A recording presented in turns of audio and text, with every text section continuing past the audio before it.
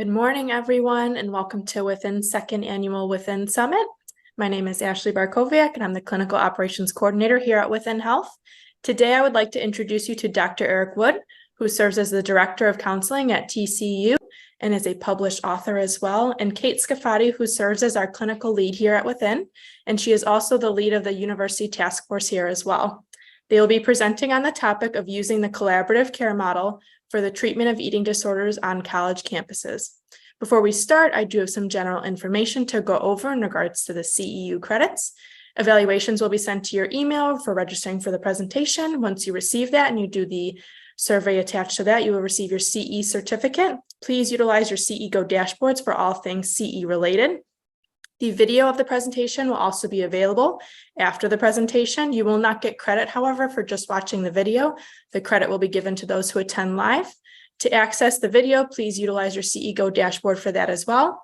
If any technological issues do come about, I will provide my information within the chat, as well as Jamie Singletary's. If there's any issues getting your certificate, we can also aid in that as well. And for any questions, concerns, please also feel free to put those in the chat as well. And I can relay those to Dr. Wood and to Kate at the end of the presentation. Other than that, I will pass things over to Dr. Wood and to Kate, and we're so glad to have you both here today. All right. Okay. I'll start. Just thank you so much. Thank you so much for the introduction. For those who don't know me, again, Dr. Eric Wood. I'm a licensed psychologist here at TCU. I am very excited to be able to present this. We have talked about kind of our model to officials, government officials, federal, state, city, campus partners, because we have a different narrative, and I'll explain that in a moment. But to be able to talk to us, my understanding is a lot of treatment providers, and that is actually a joy for us. I wish I could talk to everyone individually, but obviously I can't on this. And so just a little warning, I might seem like overloading. I mean, we literally, we had a learning showcase in the summer. We brought 10 universities to our campus, and we spent 8 hours during the day talking about this model, then a dinner that night. So try to condense this within a 1-hour presentation would be a lot. So if I talk really fast or you feel like you're being bombarded, please feel free to reach out to me afterwards with email or put questions in the chat, and we'll try to go as we can. So with that in mind, we can get started. Kate, if you want to do the next slide. All right. For those who don't know, this is just kind of an example of kind of us in the media. We are kind of making a name for ourselves. And I think part of it's just our journey. I actually have been at TCU since 2007, but I became the director in 2019. And actually my boss, I was one of her first hires. We actually flipped roles. So she became the clinical director, I became the director, and then COVID hit. And so when we did COVID hit, one of our kind of mindset, we were actually kind of fortunate because we had two of us, two like directors really on a campus. We really just had a conversation and really had the mindset that the traditional model of college counseling just wasn't going to work. In fact, I mean, the traditional model, if you don't know, is basically schools will hire about, let's say for our campus, we have 12,000 students at TCU. So you do like a ratio, and we decide about 12,000 students, that'll be about 10 therapists. And in traditional models, you have 10 therapists in a counseling center, and they pretty much do everything. They could be in so many different clinical hats. They can be an intake person. They can be a crisis counselor at times. They can be a group counselor. They can do outreach. They can talk with faculty. They can do advocate. They pretty much do everything. Well, since the pandemic was emerging, I mean, first of all, our numbers were skyrocketing, and it wasn't hard to guess our numbers were going to keep skyrocketing. So we really probably one of the first ones to say, that traditional model isn't going to work. And one of my claim to fame was I actually turned down kind of a hiring blitz because I mean, that was on the table. Like, could we just hire 5 more therapists and things like that? And our mindset was like, that's really not going to make a difference if I hire 5 more therapists. And so the beginning, when we started our journey, a lot of people were kind of had a misunderstanding, like, are we being critical of the field? And as I see in a minute, is actually the opposite. I'm really a big believer that we're probably one of the best at what we were designed to do. But the thing is that the dynamics of the pandemic, which made it more obvious in 2020, and then the shutdown and the society arrest and the political arrest and all that, it just made it obvious that we just needed to do something different. And then when we started running like our stats, like the first year, we saw a 45% increase in clients just in the counseling center from the first year. The second year, we saw 48% on top of the 45%. So one, we managed it, which is a huge accomplishment in and of itself to say that we managed that. But we also did it without spending any money. We didn't spend any money. We just collaborated. And then we had other things like our student evaluations went up. We just had a lot of recognition. So yeah, when you go to the administrators and you say, especially during that time, that here's a school that saw the 45% increase in the first year, 48% on top of that, and they managed it without spending any money. And then our wait list literally became the shortest in America, according to our survey. That actually got a lot of attention. And so you can see our first one, like if you know anything about the Chronicle Higher Education, that's like a newsletter for colleges, university. They did a special issue where they highlighted 5 schools, and we were actually one of the 5 schools. It talks about new models. And so that was new for us. We were very excited about that. And then we had Harvard Business Review. You can see it on the left corner or the right corner. They did an article. It's called The New You Business. It's in a January, February 2022 article. And they talked about us. And we might be the only counseling center that's ever been mentioned at Harvard Business Review. But obviously that got up a lot of attention. And then we went up in ranking. They do rank college counseling centers. The first year we ranked up to number 4. You can see we had a lot of local advertisement. On the right, you can see that's the Surgeon General. He's doing our Go Frogs. If you know anything about TC, that is our hand sign, because we went to Washington, D.C. And one of the things with the government, when I talk to government officials, and you'll see in a moment, is one of the concerns about the government is how do you get mental health service to these rural areas? Because traditionally that's been a barrier, but a lot of rural areas would have a college. And so you think about using our model to them, you can see why the government would be interested, because if we can find a way to get services to rural areas, that might work. The lady underneath her, if you don't know her, that's actually the former Secretary of Health and Human Services under President Obama. I've been in Texas Health and Human Services. You know anything about Texas right now, it's kind of a weird time, but one of the things they did is they put a lot of money into mental health right now. And honestly, the reason why is because they don't want to put money in gun control, but they put a lot of money in mental health. But they're trying to figure out what to do with it. And so I'm working with the state commissioner's office to see what if you fund it through universities. And you'll see in a minute kind of our pitch to them. A funny story I'll mention about NPR is they were actually going to come and do a 2-day site visit because, again, about kind of our model and just recognition. And then the war in Ukraine happened. And so our reporter literally got sent to the war in Ukraine. And I feel bad for her because she sent me an email and said, trust me, I'd rather be in Fort Worth. And then now, obviously, with things going to Israel, I think she might be going there. So it might be a while, but if you ever hear an NPR interview about TCU, trust me, there's a very happy reporter that's not overseas, that's here in America doing that. So this just kind of gives you a little bit of tidbit about kind of the media attention. We have gotten a lot more of this, but it just kind of tells you that this is catching a lot of people's interest. And if you see our timeline, and Kate, can you do the next slide? This is a timeline. Like I said, I became director in 2019. This is when we came up with the model, and then we got featured in higher education. 2021 is when we started launching a learning network, and we started with peer support, and we had a bunch of schools that just like, well, how are you doing what you're doing? And we just decided to launch like an event. It was a webinar, totally virtual event, and we had like 72 schools show up.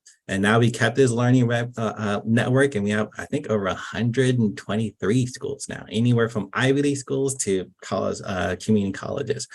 Then you can see, we mentioned Harvard Business Review, Princeton Review, then we went to DC. And then this year I was actually, I don't think I told, but I'm actually the president. We have a state association of Texas University College Counseling Center directors. I was actually elected president of that. We launched our first peer review article because that's one of our next phases to get kind of the data out there. And then we released the ebook. And our ebook, I can do a shameless plug because it's actually a fundraiser. All the money from the ebook goes to help students cover stipends for like copays. So 100% of the money goes to that. So if you want to learn more about this, or if you just want to help support students, that would be a way to do it. And we're actually very excited because we found out 2 weeks ago that the ebook actually won a national award. It's a National Media Excellence Award from our national association, not just our state, our national one. So we'll talk more about that.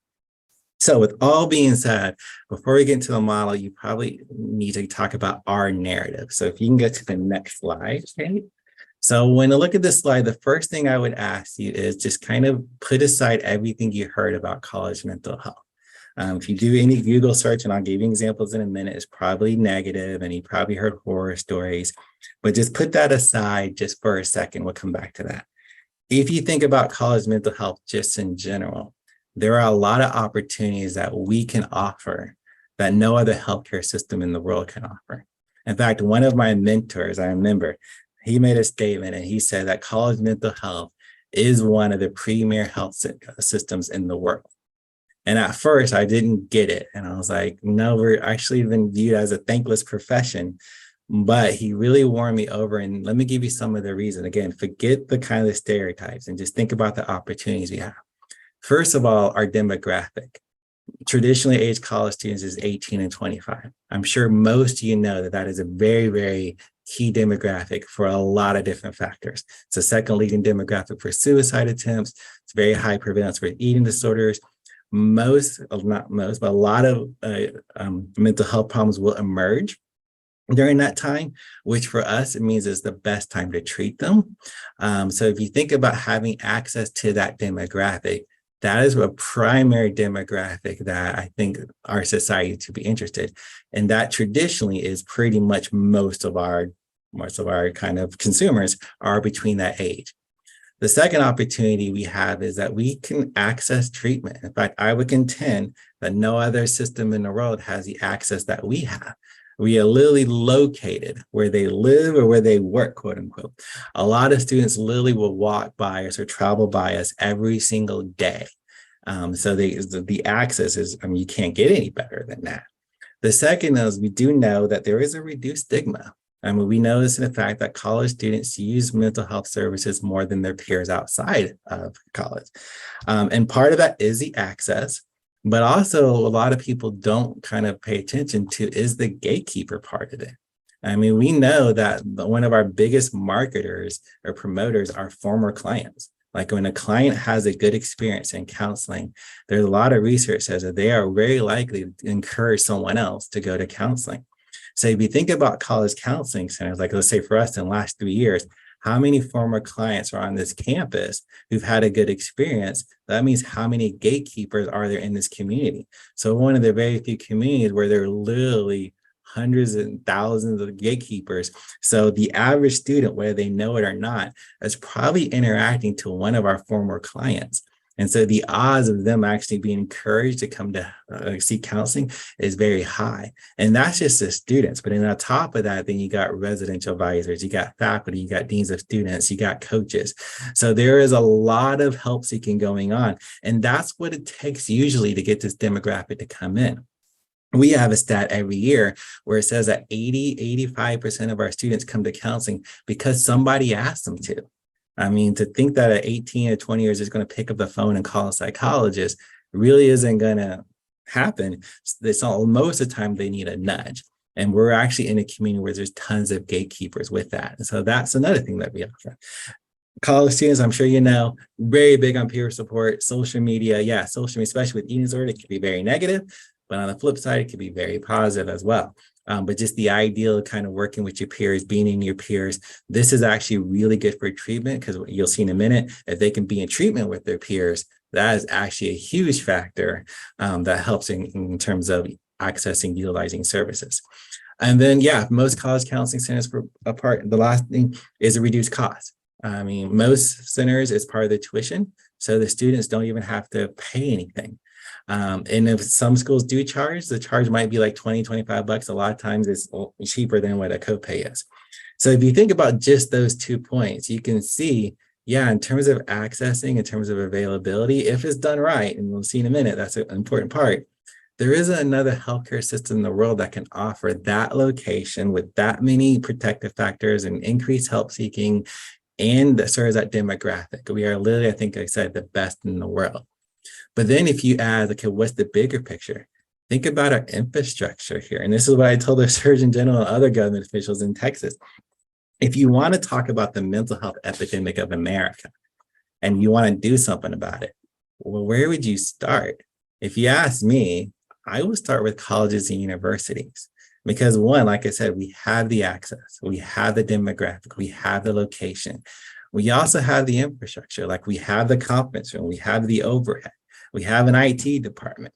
We have a lot of things. We may not have the programs, but we definitely have the infrastructure. So if we can combine our infrastructure and what we naturally have with someone who has the programs, imagine if there was a bridge, that would be huge. And I know I might say a little biased in a minute, but if every person or every school in America had that mentality, just think, yeah, you're going to make a dent in society. So for an example, if every college student had access to eating disorder treatment while they're in college, a lot of times where it's really prevalent to get it, and that was just normal that a college can respond to that student, yeah, eventually you're going to make a dent in the prevalence rates because then it's normative, and then who better to do it? The system in place. And so, yeah, if you try to do something in the community, sometimes the community may or may not trust that organization. You may not get the buy-in, you may not get the access, and then you also most likely have to build something. And so those are all barriers and financial. But if you just kind of use collaboration, you can have more of an access when literally have a fraction of the cost. So again, think of all that as the opportunities that college counseling centers provide, okay? Now, what's really important to understand is the next slide, Kate, is to understand what we were designed to do, okay? So in the statement, I'll say this, and some people are shocked, but college counseling centers, we were not designed to treat students with high mental health needs, okay? Just, that's not why we were here. And so this is where I think a lot of where the narrative comes in, and a lot of where the misperception comes in. Because most people don't realize, if you ask, why do most schools, most major schools have a campus counseling center? It's not because we think all of our students have a clinical diagnosis or all our students are kind of quote unquote crazy or things like that. The reason why it's normative is because for us, we define stress as change, okay? It doesn't matter if it's good or bad. It's just how much change. If you ask a therapist how stressed out you are, a therapist should say, well, how much change have you experienced in the last 3 or 6 months? That's a good indication of how much stress you are, because how much change affects your homeostasis. And there you go. Where starting college, okay, is one of the few points in the whole developmental lifespan where literally everything in your life can change. From like where you live, where you work, your body, your identity, your parents, every little thing, especially if you're coming from out of state, everything in your life can change, okay? And there's only a few points in the whole developmental lifespan, the expected one, where that could be true. Graduating college is also another point in the whole developmental lifespan where literally everything can change. Same thing, your identity, where you sleep, where you eat, your identity, your body, everything changes in graduate school at the time of graduation. So my point being, with so much change bookmarking the college experiences, then we just expect, by definition, that's a lot of stress. And then on top of all of that change, students have to deal with associated stressors like school or trying to navigate a social world and all that pressure. So the association on top of the change, and then on top of all that, we do know that our demographics do have some high-risk behaviors. So trying to prevent that and provide education is important. And then we also know, again, like I said, that time is where a lot of things might emerge. So we want to do a kind of acute reactions. This slide right here, this is why college counseling centers exist, to help students with that developmental change, with that associated stressors, to do some preventative work, and to treat emerging disorders, okay? Again, I contend that college mental health, we are literally the best in the world at doing this, that no other healthcare system in the world can do this with the access, with the location, with the cost better than we can. In fact, I talked to one president of university, and he was like, depending on what you tell me, I might shut down the counseling center. It wasn't our campus, it was consulting with another school. And I actually showed him this slide and said, are these things important to you? If these things are important to you, you have an office that's literally the best in the world at doing that. So this is when I go back, when I say, when we talk about accreditation, it's not criticizing the field. We just have to put things in perspective where we're actually really, really, really good, if not the best at doing this. Now, where the issue has come in, and Kate, this is the next slide, is that even though we're really good at what we do, the dynamics on campus have changed. And obviously, since 2020, it's kind of more obvious. So again, we were designed to help students with change, developmental issues, kind of high-risk behaviors, but now we have changing dynamics. So the first one, more and more students are coming to campus with high mental health needs. That's just a fact. And it's not like a preventative issue. No, they're coming to campus with a history of high mental health needs. Every year, they've been in treatment before, they've had these severe episodes, and they're coming to campus more and more. Again, we were not designed for that. Okay. We're also seeing more and more students coming and they want long-term counseling. Well, that's new too. Like when we started 50 years ago or 70 years ago, students would come average 3 or 4. Now we got students coming and they do envision themselves being in counseling for like a year or 2 years and speaking services. Another thing is burnout. It's almost normative now in college counseling centers, where before working at a college used to be kind of a cush job. You get the benefits of being on campus, you get, all that, and then you get to structure a schedule. Now, as any counseling center staff, it's a lot of burnout and a lot of stress. In fact, a lot of our staff are actually leaving for private practices. So that's a new dynamic. And then last one, we're having a lot of students come to counseling with subclinical needs. This is actually a good thing. Because I think even since 2020, we're having a lot of people just more normative talking about counseling, and they're just coming to us for all sorts of reasons. So for an example, after midterms, we'll see a lot of students come to us because of procrastination and time management. Well, that's actually good. You don't need a psychologist to do that, but it tells you just how normative counseling is. But the idea is, if we're spending so much time with students with subclinical needs, then we don't have time for students with clinical needs. So these are the dynamics on campus. Again, we were not designed for that, okay? And our narrative was we were the first one to kind of look at this and say the mismatch isn't because we're incompetent or we can't do what we do. The mismatch is what we were traditionally designed to do doesn't match with the dynamics on campus, and we need to be honest about it. Because if you're not honest about it, this is how you get all the bad narratives. Okay, can you do the next slide? So you've seen these, and I took like 5 minutes to pull these. And there's, like I said, if you do any type of Google search about college mental health and campus counseling, it's all pretty much going to be negative. It's all going to be like, we're being overwhelmed by students, and there's really nothing the school can do about it. And for us, this is actually a very dangerous narrative. Because one, it erodes the confidence of us. If you call us incompetent, things like that. But it also erodes the trust in like our students and our stakeholders, because if they have this narrative, then they're less likely to use it. I hear it all the time for students or parents who just assume that something's really hard for us because it was difficult at another school. Well, that, again, it's a dangerous narrative. But the other thing is that most of these narrative, it doesn't tell the full story. Like if you really dive in, there are some data points that are very, very interesting. And this kind of goes with our model. So let's go to the first data point. Okay, next slide. So if you look at the narrative, and this is from the Center of Collegiate Health, and is definitely a statistic that most schools would agree with, definitely true for TCU. And this statistic is that we were spending about 50% of our resources on 20% of clients, okay? These are the students with high mental health needs, okay? And again, what happens is they're already coming to campus, and there's one or two things that happens. First of all, the counseling center will say, we can't see you. The metaphor is if you had cancer, you wouldn't go to the health center. So if you have these really serious problems, the campus counseling center can help you. So we refer them off campus. The issue with that is it's 50-50 if they go, but they're also still on campus. They're still in the res halls. They're still doing student organization meetings. They're still, going to class.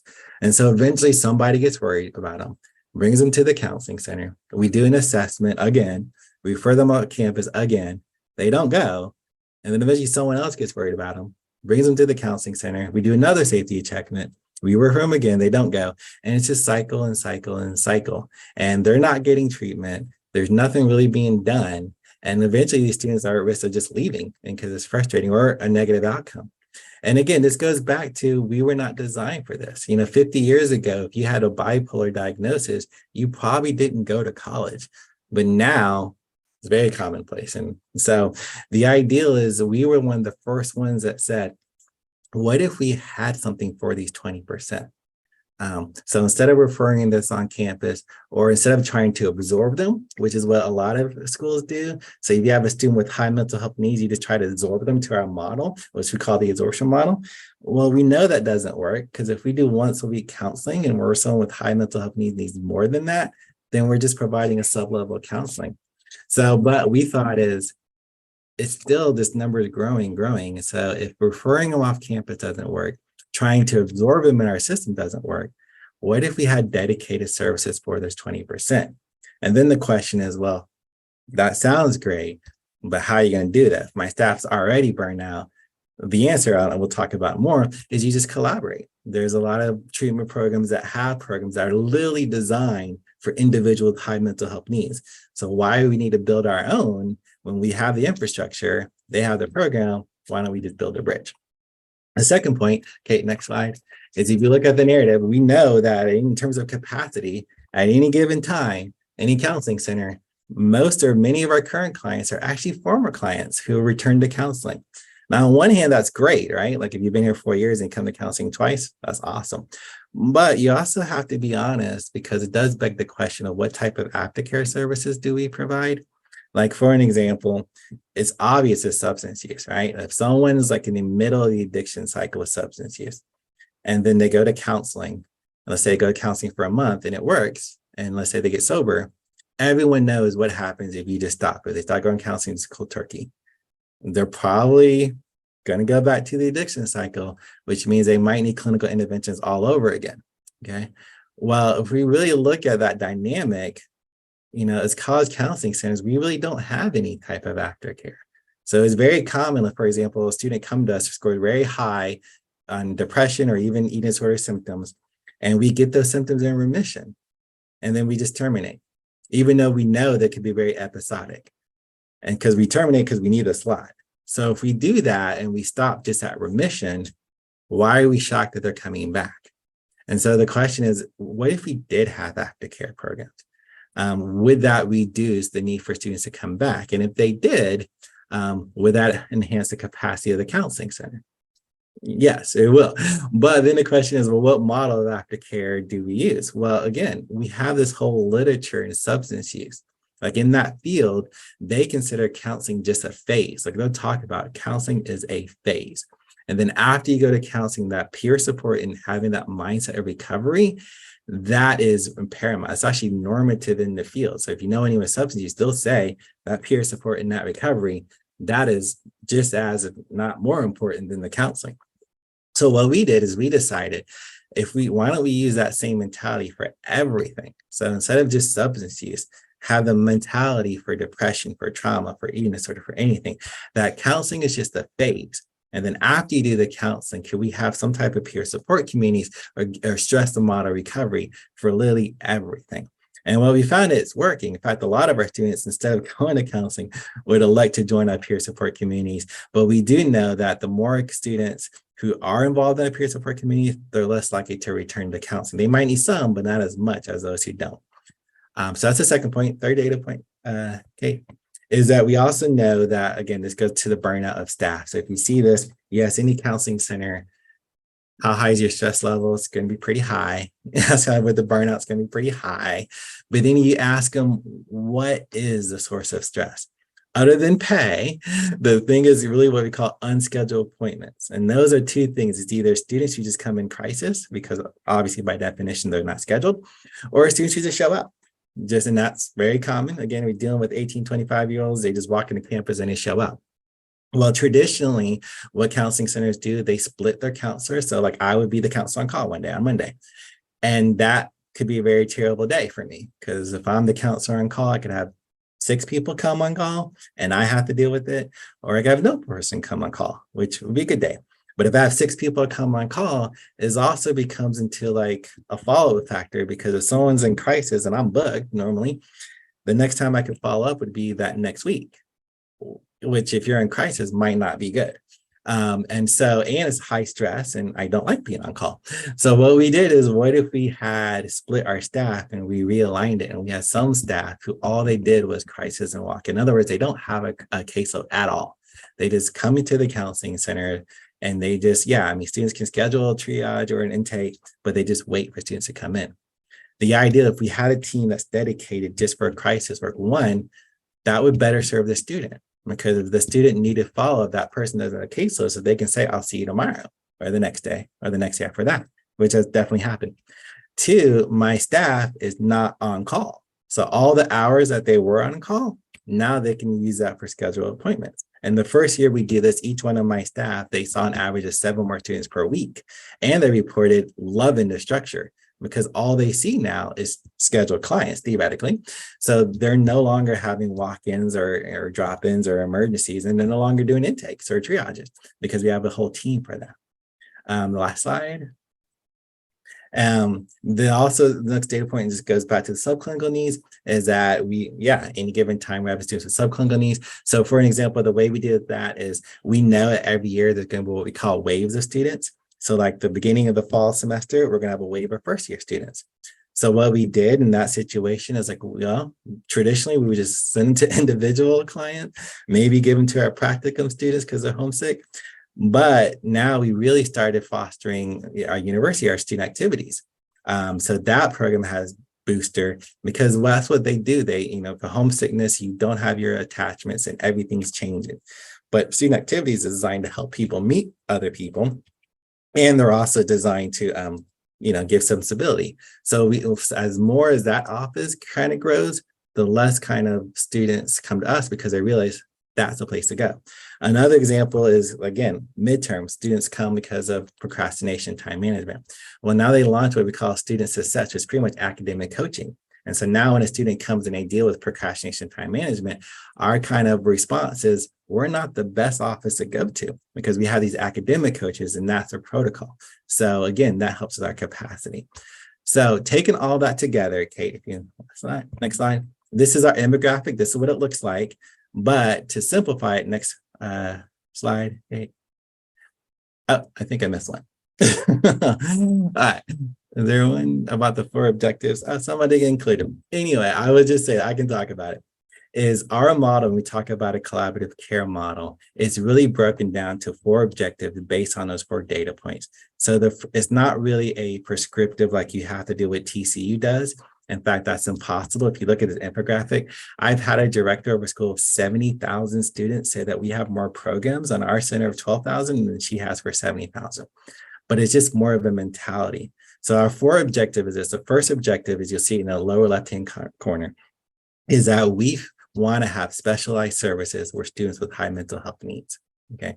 So the idea is that we're going to collaborate with someone who has these programs. Okay. There's a lot of different ways you can do that.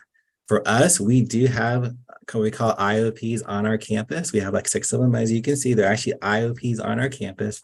But we have a lot of schools who want virtual services, like a virtual IOP.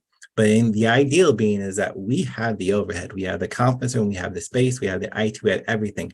We have the infrastructure. We just don't have the programs. There's treatment centers out there who have the programs, but they don't have the infrastructure. They don't have access to service that we have. So the idea is if we can bridge that gap and we collaborate, hence the name, then we can have services for our students that doesn't stress our staff out and is highly utilized.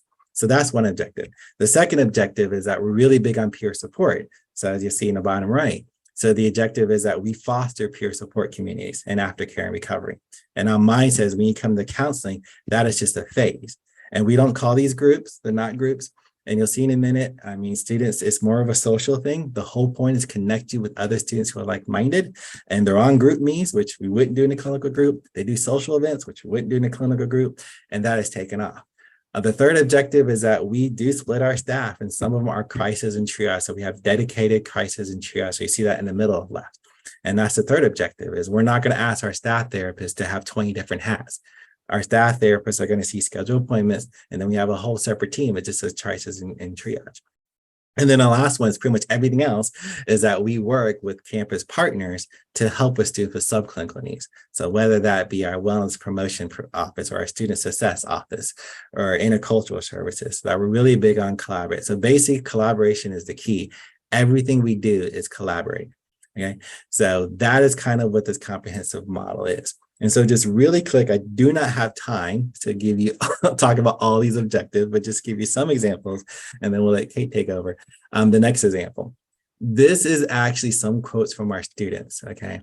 And again, this deals with our first objective about having specialized services for high mental health needs, okay? Again, this may sound simplistic, but this is completely revolutionized. I think I gave our risk management people a heart attack when I told them what I want to do. So the ideal being is what we started with an IOP. We have a treatment center, it's about 10, 15 minutes away. And even though we're awesome to have a treatment center 10, 15 minutes away for campus, it's still a hard sell. You're telling these students, these parents, you need to go to a hospital, like a mental health hospital. A lot of times parents don't want to do that. Also, you don't know who's going to be in group. You have a student who's 18, 20-year-old, they can be in group with someone who's talking about child custody and divorce, and they just can't relate. The third, if they do an IOP, by definition, we don't know what happens to them. They're disconnected to the school. We don't know if they're going, if they're AMA. They most likely can't attend classes because IOPs can last 2 weeks. And so we just disconnect and we don't know when they're done. So we went to the treatment center and we asked, what about having an IOP on our campus? And that way they don't have to go to the hospital. They would be in group just with TCU students. And, and we would know what happens to them. So since they're on our campus, we can work with our deans if they have to miss a week or two of class, and the treatment center agreed. And then, so what happens, this isn't part of the tuition insurance, so our tuition benefit. So the students in our campus, they have to have insurance. So they run their insurance, and then it was left with the copay. So we decided, let's just fundraise for the copay. And if we do that in grants, that's going to be way less expensive covering copays than it would be hiring 5 or 10 therapists or trying to start an IOP on our own. So again, that was hopefully like a win-win-win. The treatment center gets our infrastructure, no overhead, access to our service. They get to expand their program. We get access to their program. The student can access the program, don't have to pay anything out of pocket. Again, sounds simple, but our risk management people in most colleges are like, this is not what schools do. And then they were worried about, are we going to be like embedding liability with some other provider that's not associated? So they would just, we took 6 months to get the first contract signed.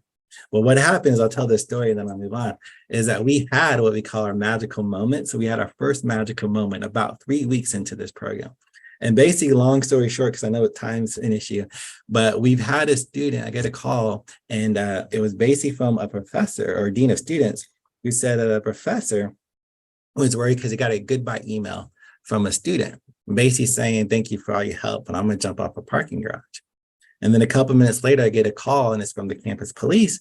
And they were saying they had his mom who called, who was really worried because she got a text basically from a student saying, I love you, but goodbye, I'm going to jump off a parking garage.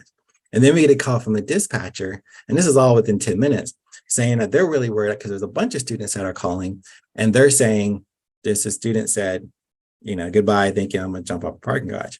Long story short, you can imagine same student, worst case scenario. So we don't even know if the parking garage is on campus. We have 3 different ones. We're trying to pin the student. Basically, while we're frantic, the IOP therapist comes to my office and she said, we have this student who just started the program on Monday, and he emailed his professor, sent a text to his mom and his friends, and he jumped off the parking garage, and he's here right now. And so we have released a sign, so I immediately jumped to him. And he said, yeah, he was in the depersonalization frog, and he was one of in our residence halls, and he was walking to the football stadium. And when he did that, he literally had to walk by the counseling center. And his story was, when he started that program Monday, he met 2 friends, and they made a pact that if they ever had any thoughts about suicide, they would reach out. And he said, when I walked by the counseling center, I knew those 2 guys were in there. So I came there instead of here. Well, as you can imagine, that was our magical moment. As a high profile student, told the parents were gracious. That just kind of went a light bulb moment for all of like, this isn't a liability. This is actually protecting, because the best protective liability is make sure nothing happens. And so the fact that we have these dedicated services that was easily accessed, that's what saved them. And so now we have 6 of those IOP. We have a behavioral health, a substance use. We just started an eating disorder. Some of them are virtual. We have a virtual trauma program. We have a DVD program and an equine therapy program. And when we started doing this, and we help a lot of other schools do this, we raise money. We've gotten grants, we've gotten donations, because the ideal being is that we're trying to give students a stipend for a copay, as opposed to which is a lot less expensive than as opposed to hiring new therapists. So that's just an example of our model. If you can go to the next slide, and I'll go through these real quick. That's our first objective. Our second objective, I love to show this slide because I always ask people, if you look at this group and you had to pick what office on campus do you think this is, you're probably not going to say this is the counseling center. but this is a counseling. These are our peer support communities. And again, this is what we tell students. We tell students like these aren't clinical groups. They're just ways that you can connect with other students. All the peer support communities do have a meeting, but you don't have to go to a meeting. If you just want to be in a group meet, you can. The meeting itself is our student run. They talk about whatever. So they may not talk about drugs and alcohol. They may talk about where to study on campus. They may talk about like food. They may talk about whatever. And the idea is we're just going to connect you with the group of students who know what it's like to have your experiences. And this is what's taken off. And yeah, again, when we started, people were like, oh my gosh, like, why are you doing like in the middle? If you know anything about that's a Dungeons and Dragons, we have a gaming group. Why are you, doing yoga, taking on the trips? And why are you doing this? And group meets, oh my gosh, you have group meets. But let me show you some examples as I close out the next slide. You can see this is our kind of roster. And yeah, in the middle, there's one called Nourish, which is for disordered eating and body image, okay? And people, I know there's some talk like, you put all the peers together and our staff are there. But if you go to the next slide, you'll see some examples of the group me. But yeah, I'll give you an example. This is Depression Renew. You can see Nick in the beginning, he talks about struggling with the interaction with the professor. And this is just an example. I'm not gonna go through it. All the good responses that Nick is getting. And this is happening 3:48 in the afternoon. None of our therapists, could say some of these things to the student. Okay, there's no way they can say stuff to each other we could never say. If you get to the next slide, same thing. This is our collegiate recovery, so substance use. This one lady in the middle, she talks about it's my anniversary, so I'm gonna pop bottles of confetti, not just champagne. It's a sober date. Talk bottles of confetti, and you can see all the different positive value kind of affirmations she's getting. And again, staff therapists are never going to talk like this. And then the next one, this is more important to the eating disorder. This one, she's actually thinking about restricting. And you can see all the different positives. And we cut this out because it went very long. And you can see, and at the end, she decides not to do it. And that happened at 9:17 at night. And our therapist was not going to be there. So the idea of just having that peer support community has been, it's amazing for a student. It's a buffer. Like having a community of supported peers is pretty much a buffer for everything. So those are the first two objectives. But my take-home message would be, and Kat, you can do the next slide before you go on. The take-home message would be is, first of all, this is kind of getting a lot of attention, like I said. So if you want to give the ebook, especially if you ever approach to a school, use this language, because this is what we're trying to do. The narrative is like, we're actually really good at what we do. It's just the campus dynamics have changed. But we actually have a huge need. I talked to literally hundreds of schools, hundreds, I can't count. And all of us agree, we have these needs about students with high mental health needs, and our system wasn't designed for that. And so what we really like, we're looking for partners. And it is a different mentality. It's not just, oh, you have a program, we'll send you students to our program. I mean, for us, when a collaboration is more than just a referral. Collaboration means for us is like you're part of the team. So there's communication. Can we communicate to the therapist who's seeing our student? Can we work with you, And so you're not just like a referral base, like you're actually with us and feel a part of the team. And because we've done this with different organizations, and there's a difference between someone who's just strictly business minded to someone who says, I want to be a part of the team. And actually, because every campus is different. So if you have a catch-all, be-all, what works for my campus may not work for another campus. But if you work with schools individually and have an individual approach, I mean, the impact of that is absolutely amazing. And so there is a lot of work to be done. A lot of directors are being way more open-minded to this. And if I can help in any way approach schools, please let me know, especially in Texas, but all over. This is a passion of mine. But eating disorders, as you can say, that is a huge area of need for us. But again, we weren't designed to treat like a full blood. But a lot of people on this call, you have programs that were specifically designed for that. And again, if you can use your program and our access and our infrastructure, that collaboration could save so many different lives. And with that, Kate, I'm going to be quiet and let you take over. Thank you so much, Dr. Wood. It's incredible to hear, especially the story you shared with just that one example of a student's life that you've saved, and clearly so many more that are behind the scenes. So grateful for you sharing that model. And I think it's a great introduction or transition to talking about our virtual model for eating disorder treatment on college and university campuses. And just the kind of focusing on the word collaborative, I think is the highlight for me, right? Because we know we can't treat clients in a vacuum, right? There's a multidisciplinary treatment team. There's kind of the roots of the eating disorder where it developed.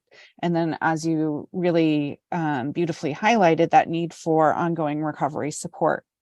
So I'm going to jump in and talk a little bit about how Within University supports students with virtual eating disorder treatment, starting with some of the need that we see. And so this is data from 2020, seeing that on college campuses, the prevalence is anywhere from 4 to 17%, depending on gender. And unfortunately, this is binary research. And those are students who screen positive for clinical level eating disorder symptoms. As you highlighted, the median age of onset for so many mental health concerns is that transition age of 18 to 21, which we see is right about the time a lot of students are starting college, losing that family support they might have otherwise had. And then in terms of access to care, only 20% of those who screen positive receive treatment, though not at TCU. And seeing that the average ratio of students to counselors on campus was astounding to me, about 1,700 to 1. So you can imagine each of those, maybe 10 counselors in a college center, having to serve 1,700 students. Of course, those students are not all seeking care at the same time, but pretty incredible odds. We also saw huge increase in risk from between the years of 2013 to 2020, 21, and even more as we know over the COVID pandemic. So what do we do in virtual eating disorder care, and how do we apply it on college campuses? So we want to focus on meeting the student where they're at, both literally and figuratively. We're going to be able to offer that eating disorder support, as Dr. Wood described, in that school environment. They're not having to go off campus, figure out transportation somewhere else, trying to, go somewhere, do 3 hours of programming and then come back to the environment. We want to integrate into their environment. So they're eating meals in their dorm room, in the cafeteria with their peers, being able to offer individual and group therapy sessions at home in their dorm. We help students find confidential spaces on campus, coordinating if they do need to reserve, for example, a private library carrel, how to kind of access care in their dorm room if they have a roommate, being able to offer things like flexible scheduling. So someone could have a supported breakfast, go to class, come back, attend a group, have lunch, go to class, attend their sorority meeting, and then have a night snack with us. And then the examples of the student support, I love that you shared, Dr. Wood. And we certainly have those group level supports, as well as individual access to our recovery coaches and care partners outside of directly scheduled program time. So maybe somebody just took a midterm and came home feeling really stressed, like they didn't do as well as they want, and that's setting off a lot of anxiety and negative self-talk. We have the ability to support students in hopping in a Zoom room and supporting them and challenging some of those thoughts and doing some fact checking. Being able to support students on campus with meal delivery. How does it look on your campus? Is it a cafeteria? Is it an individual dining hall in your particular house or dorm? Are there off-campus options? How do we integrate all of those different things so you can get back to having those meals with your friends and your peers? Supporting student athletes, right? How do we collaborate with a trainer, make sure that you're safely participating in your sport as you're continuing on that college journey? And then coordinating with all the different university services. As Dr. Wood mentioned, do we need to talk to a dean about maybe dropping a class or adjusting a schedule? Do we need to have some ongoing academic accommodations? Can we provide documentation for that? So a lot of different things that we want to be able to offer to support our students to really allow them to remain in school and treatment at the same time. We monitor all of our students with ongoing outcomes measures. So our clients and students will complete these assessments at admission, monthly, at discharge, and then if they're willing to complete ongoing after discharge, we will absolutely welcome that. And what we're seeing is a 40% decrease in eating disorder symptoms from admission to discharge. And so you can see with this lovely graph that's above this little dotted line is the clinical cutoff. So we're seeing that drop below by discharge. We're seeing a 40% reduction in depressive symptoms as measured by the PHQ-9 from admission to discharge, again, below clinical cutoff. A 20% decrease in anxiety symptoms. And to me, this graph is so important because we're not below the clinical cutoff. And to me, as an eating disorder therapist, that makes so much sense, right? Somebody's challenging all those behaviors that have decreased their anxiety for so long. So it makes sense that it's a little bit of a longer timeline on that one. And then our eating disorder quality of life, also a 50% decrease in the impact. So we're seeing quality of life improve from admission. All right, I'm just going to talk a little bit then. I think some of the things that we've heard from our students over time is really the ability to remain on campus being so important to them, as well as the ability to remain in treatment over breaks from school. So being in virtual care, for the most part, we can support students and they can remain in treatment with us over spring break, over winter break, during fall break, right? So rather than having to stop care, return home where it might be a higher stress environment, or they don't have those primary supports that they've had of a treatment program, being able to have treatment go with them, and then come right back to campus with them when they're ready to do so, when that break is over. Lots of different kind of scheduling options, ability to practice in the school environment, really being able to help students from even before admission until after discharge. So offering students a pre-admission psychoeducation group. What is treatment going to look like? What do we have to think about? What might you be navigating and bringing treatment into your dorm room, entering program, and then after discharge being able to be a part of our alumni programming. Really being able to challenge that model of, as you said, Dr. Wood, like treatment and support being separate from school, being off campus, bringing it right onto campus for them. So I'll pause there. I'm happy to answer any questions, but really excited about this model of being able to support students in the school environment.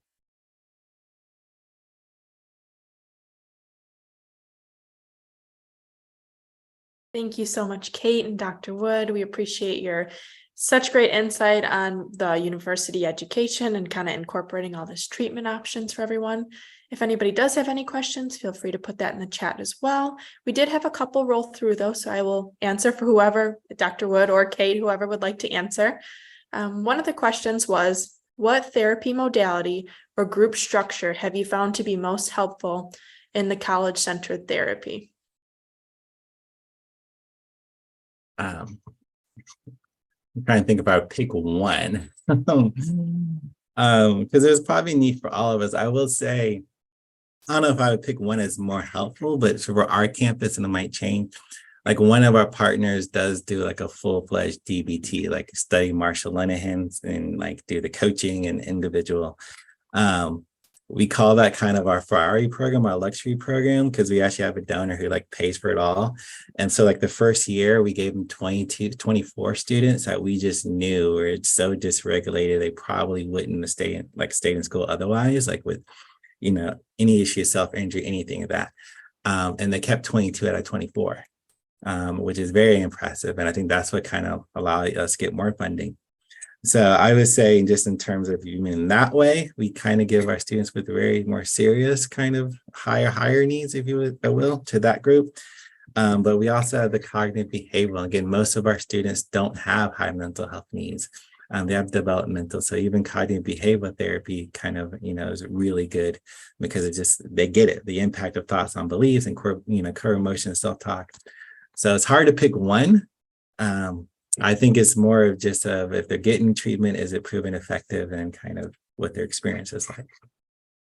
Yeah, I think I'd agree with that as well. And really kind of figuring out which modality is going to be most effective for a particular student, right? Even thinking about the difference between DBT and RODBT, and who might be appropriate for different groups. So being able to give students that education and perhaps direct them to the modality that's going to be most effective for them.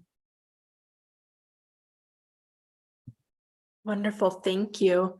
Another question that rolled through the chat was, I assume this model also incorporates the therapy that may be continuing remotely with clinicians from home with appropriate telehealth licenses. Yeah, I'm sure you can dodge, but for us, like we do have partners. I will say one of the big need for us is the breaks. Like when we have a student who goes from breaks, whether it be fall break or even a couple months of summer, we're not licensed to practice in those states, and a lot of times our partners may not be. So that's always going to be issue, probably more need for collaboration. But yeah, if there was a program that theoretically operate in any state, yeah, I think schools would be really excited about that. But obviously, yes, you can only practice where you're licensed. So Yeah, I think it's a good point, and we always welcome providers to continue, assuming that's feasible on insurance levels and other levels, and provide ongoing weekly multidisciplinary treatment updates so everyone can stay on the same page.